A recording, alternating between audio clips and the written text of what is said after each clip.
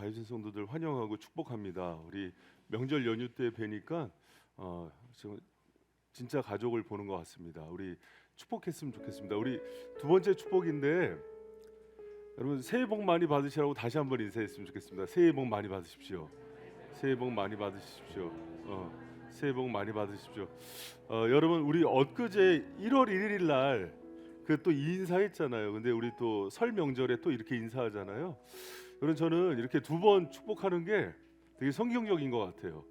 여러분 성경에서도 예수님이 주시는 은혜 가운데 그 세컨 블레싱이 있어요. 두 번째 축복. 이것은 무슨 뜻이냐면은 한 번 두 번만 주고 끝나는 게 아니라 내가 사랑하는 자녀들이 축복의 자녀가 될 때까지 끝까지 은혜를 주신다는 주님의 마음인 거예요.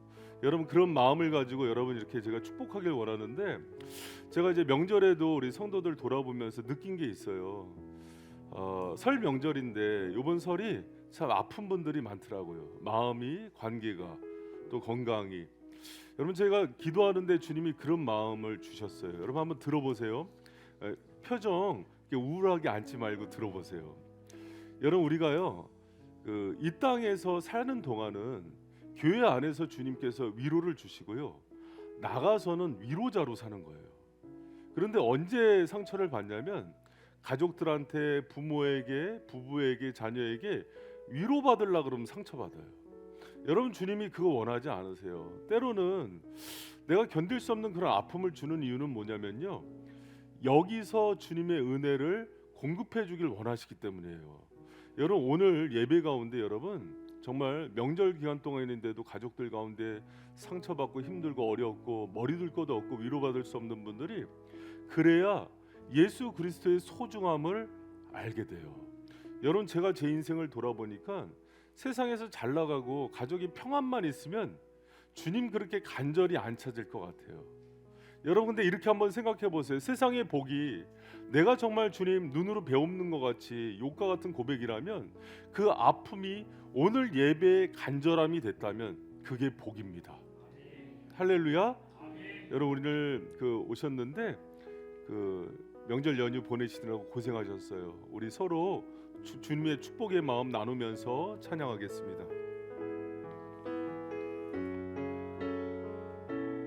평화 하나님의 평강이, 평화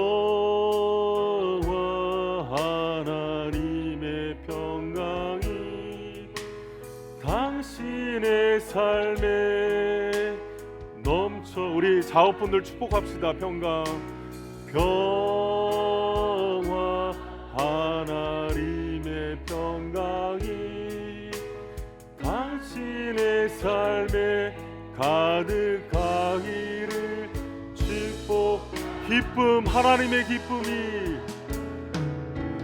기쁨 하나님의 기쁨이 당신의 삶에 넘쳐나기를, 기쁨 하나님의 기쁨이 당신의 삶에 가득하기를 축복하. 소망, 하나님의 소망이, 소망 하나님의 소망이 당신의 삶에 넘쳐나기를, 소망 하나님의 소망이 당신의 삶에 가득하기를 축복합니다. 아멘. 기도하겠습니다. 하나님, 세상은 명절이 돼서 서로 인사를 하면서 새해 복을 구합니다. 그러나 그 모든 복과 은혜의 주인공이 예수 그리스도이심을 알게 하여 주시옵소서. 하나님, 우리의 삶 가운데 하나님 언제까지 이 고통과 아픔과 하나님 이 가족관계 안에서의 이 슬픔이 있냐고 원망할 때, 주님께서 그것 때문에 나를 간절히 찾고 예수를 구한다는 그 해답을 알려주시니 감사합니다. 하나님, 우리 인생의 모든 평안과 기쁨이 세상에 있었더라면 우리는 주님을 간절히 찾지 않는 그런 연약한 죄인임을 고백합니다. 주님, 아픔과 눈물과 때로는 가족 안에서의 문제 주셔서 모든 가족들이 주님 더욱 간절히 주님 찾게 해주시니 감사합니다. 이제 하나님, 우리가 신앙이 자라서 그렇게 평안하고 기쁨이 넘칠 때에도 다윗처럼 또 모세처럼 바울처럼 주님 사랑하며 섬기는 인생 되게 하여 주시옵소서. 내 인생의 모든 복의 주관자이시고 삶의 목적과 이유 되시는 예수님 이름으로 기도합니다. 아멘, 아멘. 여러분, 설에 자녀들 이렇게 세배 받을 때 자녀들한테 덕담 해주셨어요? 뭐라고 해주셨어요? 건강해라, 또 꿈을 이루는 자녀가 되라, 뭐 새해에는 결혼해라, 막 이런 얘기들 해주셨겠죠. 대부분 그 얘기의 핵심이 뭐냐면 잘 되라는 거예요. 여러분, 그 오늘 본문 말씀 가운데도 그 잘됨에 대해서 얘기해요. 이는 내가 잘되고 땅에서 장수하리라 하는 바울의 간절한 그 고백이 이렇게 기원이 나와요. 그런데 우리가 그 신년에 자녀들 축복하면서 잘되라 하고 결론만 얘기하지 잘되는 비결을 얘기하진 않는 것 같아요. 여러분, 우리가 한 번쯤은 이렇게 얘기했으면 좋겠어요. 너가 세상에서 이렇게 꿈을 이루고 비전을 이루는데 그 네 힘으로 안 돼. 예수님을 붙들어라. 예수님을 정말 사랑하는 자녀가 그게 복을 받는 거야. 지금은 좀 공부를 못해도 괜찮고 또 취업에 실패해도 괜찮고 결혼을 좀 늦게 해도 괜찮아. 그런데 예수님을 잃어버리면 모든 것을 잃는 인생이다. 이것을 꼭 얘기하는 부모 되길 축복합니다. 그리고 여러분, 자녀들 잘 되기를 원하시죠? 남편과 아내가 잘 되길 원하죠? 여러분, 그러면서 그 예수님과 함께 성경에는 너무나 중요한 약속이 있는 첫 계명을 얘기해요. 그게 뭐냐면 바로 부모를 공경하라는 거예요. 그래서 여러분, 2절과 3절 사이에는 인과관계가 있는데 이는 내가 잘되고 땅에서 장수하리라. 그것이 뭐예요? 뭘 할 때 그래요? 우리 2절 말씀 큰 목소리로 읽겠습니다. 시작.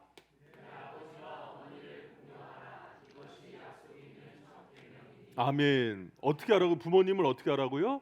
공경하라고요. 예, 제가 오늘 작심하고 나왔어요. 왜 그러냐면 설 명절은 부모님을 공경하고 살아있는 부모님을, 죽은 조상에게 제사하는 날이 아니라 살아있는 부모님을 이때만이라도 섬기고 사랑해야 될 날임을 기억하시기 바랍니다. 여러분, 부모님들은 자녀를 축복하는 날이에요.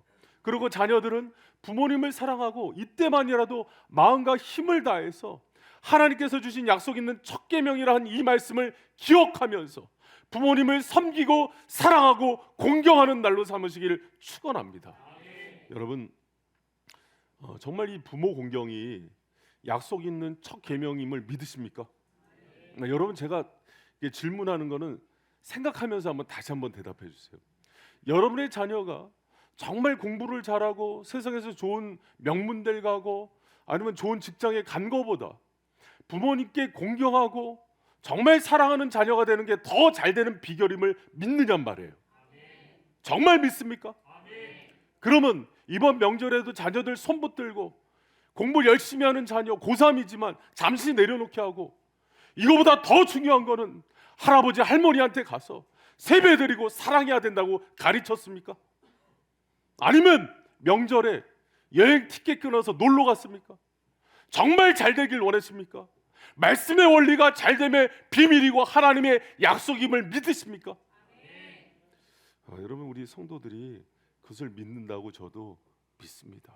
여러분, 많은 사람들이 직장에서 진급하려고 새벽에 영어 학원도 가고 또 신년에 건강해지려고 헬스장 끊어서 운동도 열심히 하고 제철 음식 챙겨 먹으면서 건강해서 장수하려고 해요. 그러나 성경엔 분명히 얘기해요.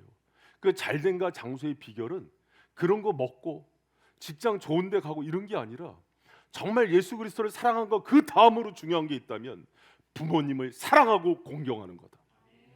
할렐루야. 여러분, 세상이 바뀌었어도요 말씀의 가치가 바뀌면 안 됩니다. 여러분, 이번 명절에도 너무 가슴 아픈 그 기사 중에 하나가 또 존속살인이 일어나는 거예요. 30대 아들이 50대 어머니를 죽인 거예요. 너무 가슴 아파요. 여러분, 사랑하는 바이세성도 여러분, 고개 드세요. 왜 숙이세요? 저도 그렇게 잘 공경 못해요. 우리 같이 하자는 거잖아요. 정죄하려고 하는 설교 아니죠? 잘 되기 위해서 하는 설교죠? 고개 드세요. 그리고 절 보세요.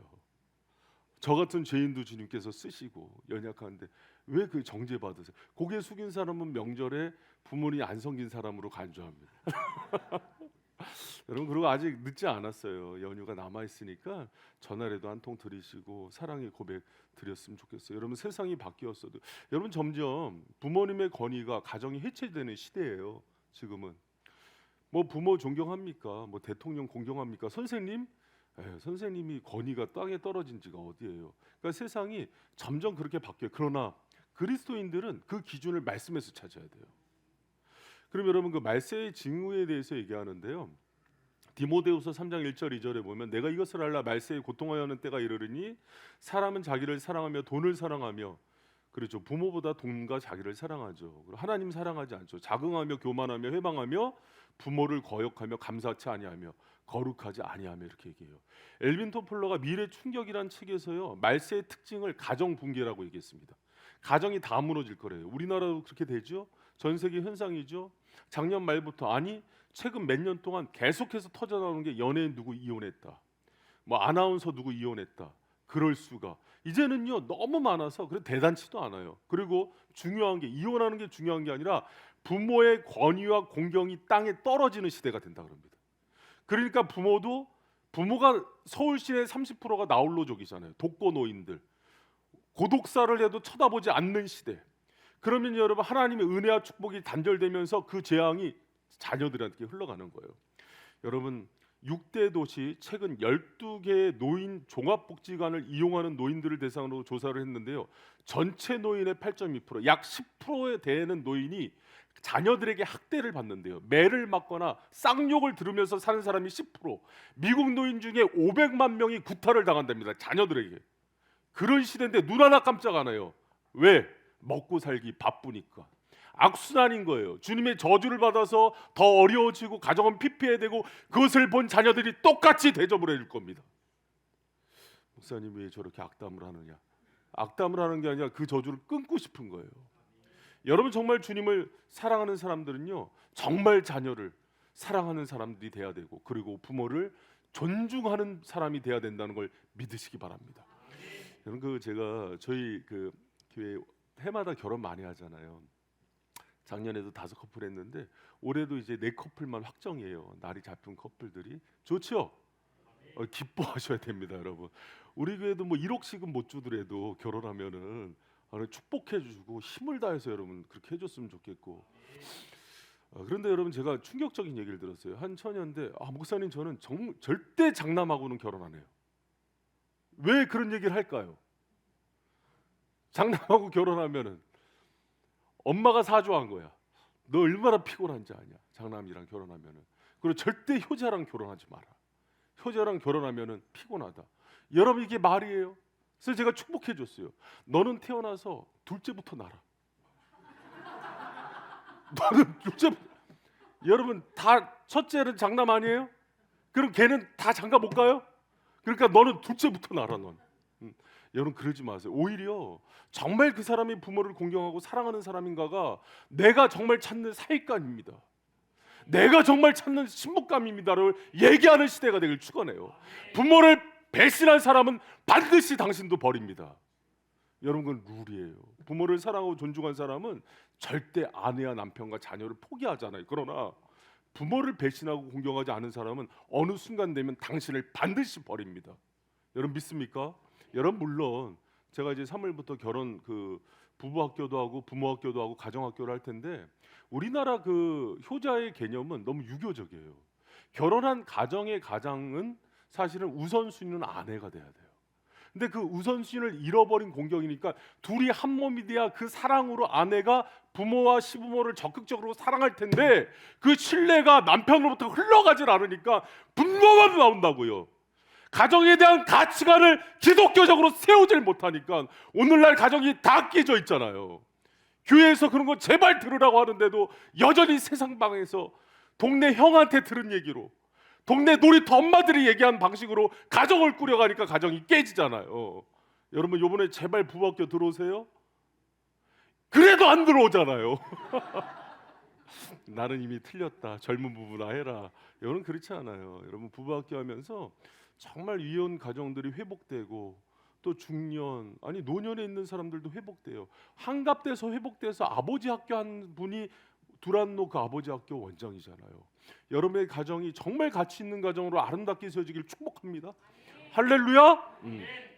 여러분, 그래서 정말 중요한 게 우리가 부모를 공경하는 사람이, 그런데 이 얘기를 할 때마다 제가 수십 번 수백 번을 들은 얘기가 있어요. 뭐냐면 이런 부모도 공경해야 되나요? 이 외침이에요. 내가 받은 학대와 상처와 지난날의 눈물을 목사님이 알아요? 글쎄요, 여러분, 내적 상담학을 공부하는 사람들이 대부분 하는 얘기가 뭐냐면 가장 많은 상처를 준 사람 1위가 부모래요. 이 논리로 한다면 뭐냐면 우리는 부모를 공경하지 않을 충분한 필요 충분 조건을 다 갖추고 있어요. 여러분, 제가 이번 그 설 명절에도요, 어려운 사람들 이제 사역자들과 찾아뵙고 신방하고, 또 이제 때로는 상담 전화하고, 또 내일 우리 청년부에서 고향 못 내려간 사람들, 또 청년들 불러서 이렇게 또 먹이고 그러잖아요. 그런데 정말 제가 전화를 받으면서 그런 부모라면 당장 버리고 의절하라고 얘기하고 싶은 그런 상담 케이스도 있었어요. 그렇게 아직도 결혼했는데 인격을 모독하고 쌍욕을 하고 가스라이팅을 하고 정말 소시오패스다, 정말 인격장애다 하는 그런 분은 당장 떠나라, 이런 분들도 있었어요. 그러나 제가 그럴 때마다 하나님께 물었을 때 하나님께서 해주시는 얘기가 있어요. 한 목사, 부모를 사랑하고 존경하고 공경하는 게 조건적이냐는 거예요. 조건적이는 좋은 대학 나오고 일정 재산 이상을 물려주고 지금도 인격과 아주 교양이 좋은 그런 부모여야 되느냐고 주님이 반문하시는 거예요. 여러분, 묻습니다. 성경에서 하나님이 부모를 공경하라는 것은 절대 명령이에요. 부모의 형편과 조건과 외모와 지식 수준에 상관없이 공경부터 하라는 거예요. 그리고 그 뒤는 주님이 책임지신다는 거예요. 여러분, 왜 많은 가정 가운데 이 고리가 안 끊기는지 알아요? 조건적 공경이라는 얘기 속에서 여러분 그럼 묻습니다. 여러분이 나중에 부모가 됐을 때 자녀 세대가 여러분에게 또 조건을 묻지 않겠어요? 그러면 여러분이 완벽하게 자녀에게 모든 걸 충족시킬 수 있는 부모가 되십니까? 저는 지금도 부족해요. 그러지 못해요. 그러나 그것을 단번에 깨버리고 하나님이 지금 있는 부모에게 그런 아픔과 상처에도 불구하고 공경과 사랑과 섬김을 드렸을 때 주님께서 약속 있는 축복의 주인공이 되마 주시는 은혜가 있음을 믿으시기 바랍니다. 할렐루야. 여러분, 저는 성경에 그 부모 공경의 롤 모델이 있어요. 다윗이에요.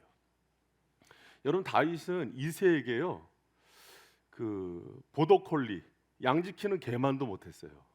왜 그런지 알아요? 밤에 사자와 곰이 있는데 양을 지키게 하는 거는 하인 중에서 가장 천한 하인이에요. 그 다윗이 그러잖아요. 양 지키다가 곰하고도 싸웠고 사자하고도 싸웠다. 부모가 그거 모를까요? 그래서 나중에 여러분 사무엘이요, 기름 부음 했을 때 다윗 안 보여줘요. 없는 셈 치는 아들이었기 때문에.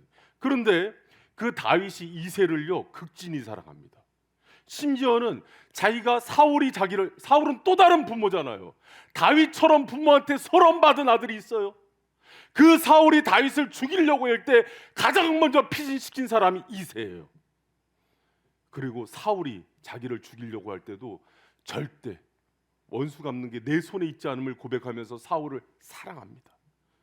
그리고 길보아 산에서 사울이 죽었을 때 울어요. 3일을 장례 치르고.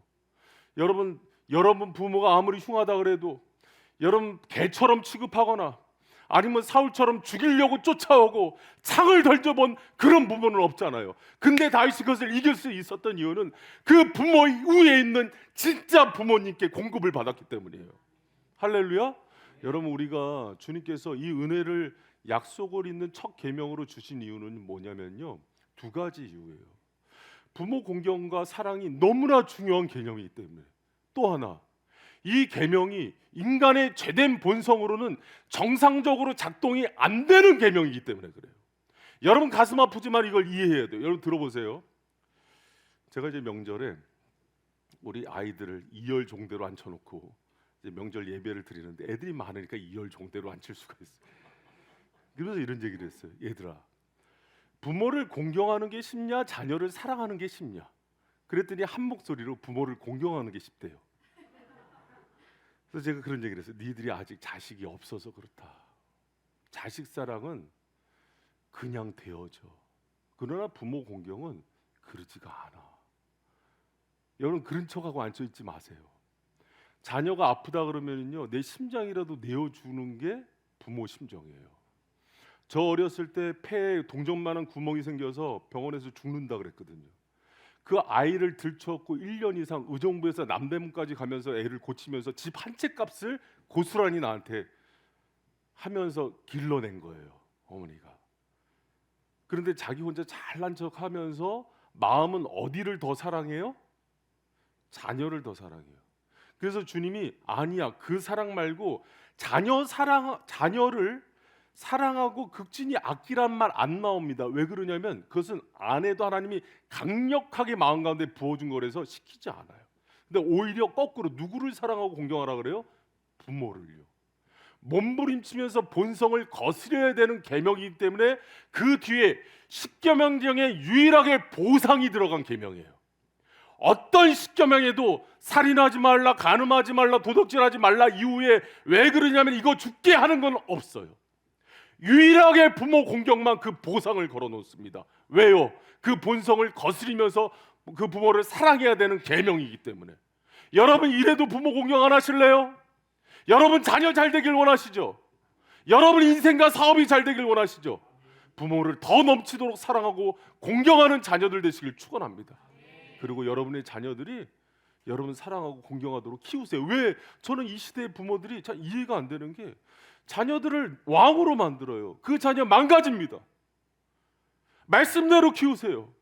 말씀의 사람이 되세요. 이것저것 다 싫어요? 말씀의 사람이 되세요. 예수의 사람이 되세요. 자녀 양육도 말씀이 근거해서 하세요. 할렐루야. 여러분 제가 그래요. 이제 우리가 명절 이제 끝에 다시 한번 확인시켜 드리는 거예요. 우리가 정말 이들 그냥 넘어가서는 안 돼요. 그럼 여러분의 가정이 올해 잘됨의 은혜를 받질 못한다고요. 영원히요. 여러분 우리는 금수와 달라요. 개는 자기 부모 물어뜯고 죽일 수 있어요. 그러나 우리는 그러서는 안 돼요. 그럼 우리 영혼이 피폐해진다고요. 부모를 원망해서도 안 돼요. 지난날에 나를 키워주고 낳아준 것만으로도 감사를 올려야 돼요. 그게 주님이 여러분을 향한 뜻이에요. 그래야 여러분 마음이 회복된다고요. 할렐루야.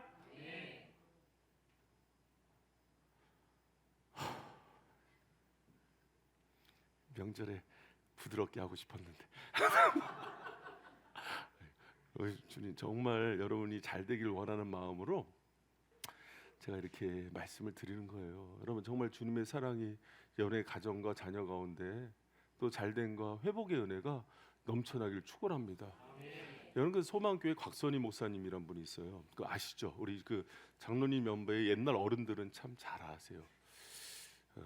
40년 목회를 하면서 내린 결론이요. 그러니까 목양 원리 가운데 가정 준칙 가운데 이런 얘기를 해요. 40년 목회하면서 정말 100% 맞는 결론 하나가 떨어진다.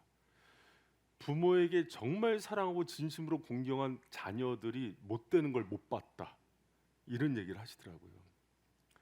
여러분 물론 제가 이것을 뭐 유교적인 원리로 얘기하는 게 아니에요. 왜 이런 원리가 통하냐면 하나님은 하나님의 자녀를 맡길 때 부모를요. 하나님이 사랑하는 걸 여러분 부모보다 하나님보다 부모를 더 사랑해서는 안 돼요. 주 안에서 순종하는 거예요. 그러나 하나님을 정말 사랑하는 사람은 이웃을 사랑하죠. 제가 말씀을 전하는 거죠. 하나님 이웃 사랑은 하나님이 주신 계명이죠. 하나님을 사랑하는 사람이 첫 번째 이웃으로 가져야 되는 게 부모라는 거예요. 그래서 그 부모를 첫 번째 이웃으로 사랑하고 공경하지 않으면 어떤 축복도 들어가지 못하기 때문에 막히기 때문에 하는 얘기인 거예요. 여러분 고통은 상대적이라서 뺨 한 대만 맞아도 부모에 대한 마음이 상해서 마음이 다치는 사람도 있고 학대를 대고 어른이 돼서 쌍욕을 먹어도요 그 부모 공경하는 사람이 있더라고요. 여러분 주저앉지 마세요. 주저앉지 말고 주님이 주신 잘됨의 이 원리와 약속 있는 계명들이 여러분 가정과 자녀들에게 흘러 넘치는 명절이 되길 축원합니다. 할렐루야. 여러분 우리도요 나이 들고 그러면은 이제 80, 90 되면 실수하고 자녀들에게 해서는 안 될 말도 할 수 있고 막 몸이 아프고 약해지면은요 자기 중심으로 바뀌어요. 그랬을 때 자녀가 논리와 조건을 따지면서 부모가 이래서는 안 되지 하면서 여러분 공경하지 않으면 좋으시겠어요? 내가 훈련한 것이 어딘가 다시는 나에게 돌아와서 그 은혜를 받게 된다는 것을 믿으시길 바랍니다. 여러분 그런데 부모를 공경할 때요 우리는 우리 방식대로 공경하는 게 아니에요. 주님께서 강력하게 내가 알려준 방식으로 공경하라 그러는 게 카베드의 공경이에요. 카베드의 공경. 여러분 우리 그 출애굽기 20장 12절 말씀 내 부모를 공경하라 그러잖아요. 이때 공경하라가 카베드예요. 제가 그냥 히브리어 원어를 그대로 쓴 이유는 이걸 가슴에 새기길 원하는 거예요. 이것은 무슨 뜻이냐면은 무겁게 여기다, 비중 있게 여기다, 가치 있게 여기다는 거예요. 여러분 부모는 나이가 들고 세월이 지나면 어떻게 돼요? 몸무게도 가벼워지고 주머니도 가벼워지고 기억력도 가벼워지고 사회적인 위치와 또 여러분 여러 가지 경제적인 여건도 가벼워지죠. 그러면 세상은 경제 논리기 때문에 소유의 가치이기 때문에 그런 부모를 무시한다고요. 그럼 여러분도 똑같이 세상 사람처럼 그렇게 할래요? 아니요. 그러면 안 돼요. 그런 부모를 무겁게 여겨주는 거예요. 할렐루야. 여러분 그래서 카베드의 사랑은요 다른 것보다 실천하기 좋은 거 부모의 말에 무게를 두면서 존중하는 자녀들 되시기를 축원합니다. 여러분 2년 전에 바이센교회에 그 소방공무원들이 떠서 막 이것저것 지적하더라고요. 그래서 문도 자동으로 닫히도록 만들고 소화기 두고 그리고 그 4층 같은 경우는 이제 로프 만들어 갖고 빨리 탈출할 수 있게 해라. 그게 안 되면 벌금이다. 그때부터 듣는 즉시 움직였죠. 여러분 작년에는요 세무서에서 4명 떨어지니까 저하고 이은경 지사님 막 그 재정부에서 막 나와서 막 다 준비하고 그러죠. 교수님이 이거 해야지 박사학위 준다 그러면요 밤을 새서 페이퍼 쓰죠. 근데 아버지가 어머니가 어떤 말을 여러분한테 했어요. 그 정도 무게가 있습니까? 그런 무게 있게 받아들이라는 거예요. 할렐루야. 명절에 부모님들이 어떤 얘기를 했을 때 그런 무게 있게 받아들이고 또 여러분의 자녀들이 어머니 아버지의 권위로 어떤 얘기를 했을 때 무겁게 받아들이는 그 자녀로 만들라는 거예요. 할렐루야. 여러분 그 한 집사님의 간증이 생각나더라고요. 사업을 하시면서 너무 바빴대요. 사업이 잘 돼서. 그러니까 이제 명절이나 이런 때도 못 갈 때가 많았대요. 설에 한 번은 내려갔는데 어머니가 그런 부탁 안 하는데 이런 얘기를 하더랍니다. 아들 화장실이 추워 그러더래요. 라디에이터 하나 놨으면 좋겠다. 그래 아들이 들어본 젊을 때니까 들어보니까 그렇게 뭐 추운지를 잘 모르겠어요. 그냥 쓰세요 그랬대요. 그러고 나서 그 다음에 어머니 만난 때가 한 2, 3년 지난 설에 어머니 장례식이었어요. 너무 후회가 되더래요. 그리고 어머니 장례를 마치고 어머니 집에 가서 유품도 보고 그러는데 저녁에 화장실 가서 딱 앉아 있는데 저녁에 칼바람이 들어오는데 무릎이 시렵더래요. 그런데 그때 어머니 얘기가 생각이 나더래요. 아들 화장실이 추워. 라디에이터 하나 놔줘. 울면서 화장실에서 볼일을 봤답니다. 근데 이제는 라디에이터를 사도 소용이 없어요. 부모님은 떠나고 없는 거예요. 12만 원이면 사는 라디에이터를 하나 못 사갖고 어머니를 가슴에 묻고서 그렇게 슬프게 명절을 보내고 돌아왔다는 얘기가 들리더라고요. 여러분 부모님에 대한 그 말이 여러분 가슴에 여러분 아들이 자녀가 하는 얘기는요 잊지 않고 다 기록해서 하죠. 어머니 아버지가 했던 그 얘기가 여러분 인생 가운데 정말 주님의 음성 다음으로 중요한 비중 있는 말씀이 되기를 축복합니다. 여러분 그리고 중요한 게 이 카베드는요 부모를 가치 있게 여기는 거예요. 가치 있다라는 뜻입니다.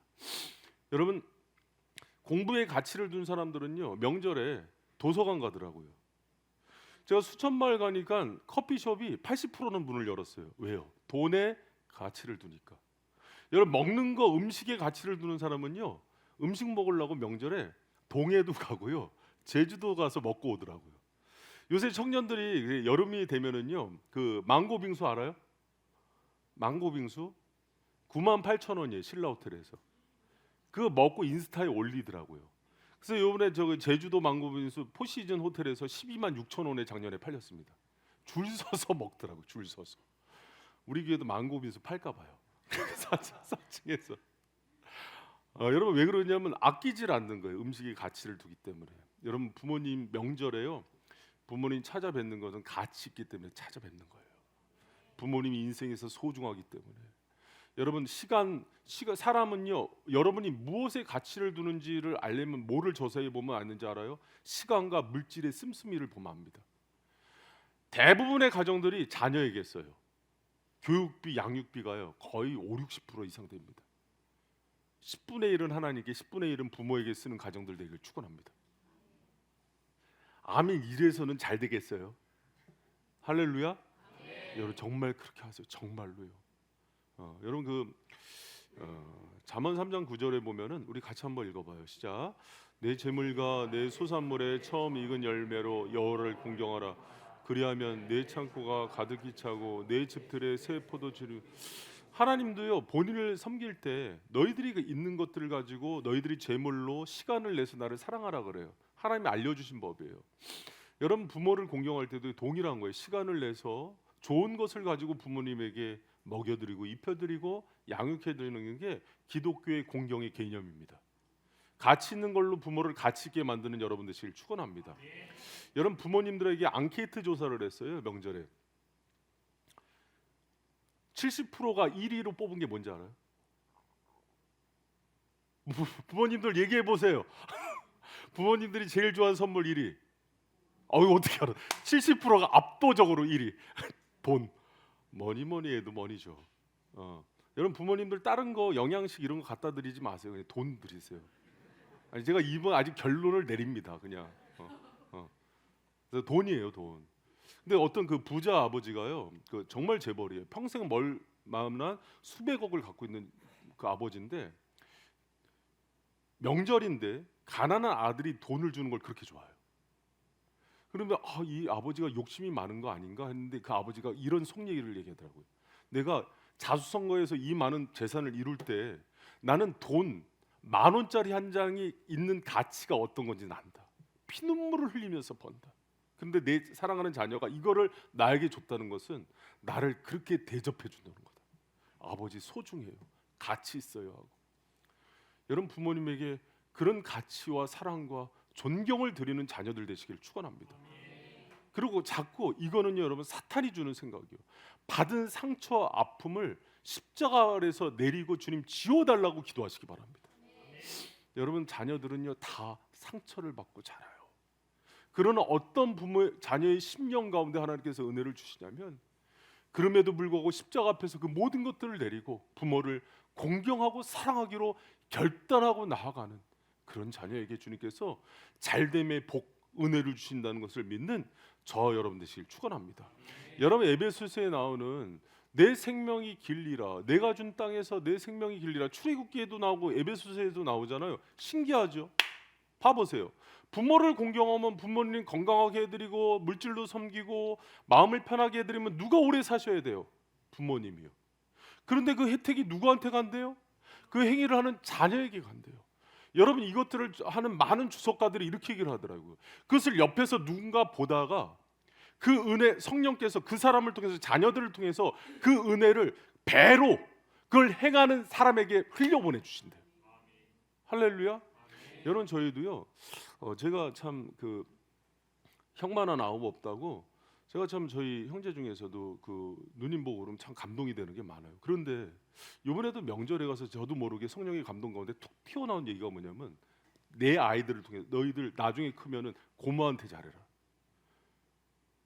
나중에 확인해봐요. 권사님한테 고모처럼 효녀가 없다. 감동이 되는 거예요. 고모가 힘들 때 너희들이 책임져야 된다. 그럼 애들한테 물어봤어요. 너희들 우리 집안에서 제일 그 부모한테 잘하는 게 누구냐? 고모래. 너희들 고모한테 그렇게 나한테 그러라는 얘기는 안 하더라고요. 그러면 여러분 얘네들이 예를 들어서 뭐 법관이 되고 의사가 되고 훌륭하게 됐어요. 그러면 첫 월급 타서 누구 주게요? 고모를 주는 거예요. 이런 의미에서의 잘됨이래요. 여러분 가운데 이런 은혜가 있길 축복합니다. 할렐루야. 하나님 주시는 은혜예요. 여러분 그 미국 교회에서 오랫동안 부모 공경을 가르칠 때 나오는 예화가 하나 있어요. 한 선원의 꿈이 있었던 청년이요. 이제 청년이 돼서 이제 어머니 저는 이제 선원이 되겠습니다. 마더로스가 되겠습니다. 근데 어머니가 평소엔 안 그랬는데 그 아들의 손을 붙들고 말리더래요. 아들 그 배 타면은 집에도 자주 못 오는데 엄마가 아빠도 이제 하늘나라 가고 혼자 있는데 다른 거 하면 안 돼? 이 아들이 신앙이 좋은 아들인데 기도하는데 그 하나님이 어머니 사랑하고 공경하라는 마음을 주셔서 자기 꿈을 내려요. 어머니가 그 사실을 듣고 아들을 위해서 축복 기도해 줍니다. 하나님 이 아들 효성을 아시오니 약속하신 축복 허락해 주시고 잘됨의 은혜를 달라고. 여러분 이 아들이 선장의 꿈을 하나님께서 포기하게 하시고 미국을 움직이는 초대 대통령이 돼요. 조지 워싱턴 잭입니다. 일대 국부가 됩니다. 여러분 저는 하나님께서는요 정말 여러분 자녀들 이 약속 있는 첫 계명 가운데 비밀이 있음을 믿으시기 바랍니다. 우리가 싸워야 되는 많은 것들도 있어요. 부모로부터 받은 상처, 그리고 여전히 지금도 대화가 안 되고 정말 힘들고 은근히 가스라이팅하고 나를 호구로 하는 것 같고 여러 가지 많아요. 여러분 자녀 편에서 제가 언제 한 번은 또 자녀에 대한 자녀 사랑과 양육에 대한 설교를 또 한 번 할게요. 그러나 여러분 우리가 정말 하나님의 그 잘됨의 원리가 이 비밀 가운데 있다는 것들이 점점 기독교 안에서 외쳐지지 않고 있다고요. 우리 바이샘 성도 모든 성도 여러분들은 이 은혜와 축복의 주인공들 되시기를 축원합니다. 할렐루야. 여러분 같이 찬양했으면 좋겠습니다. 말씀 기억하면서 같이 찬양.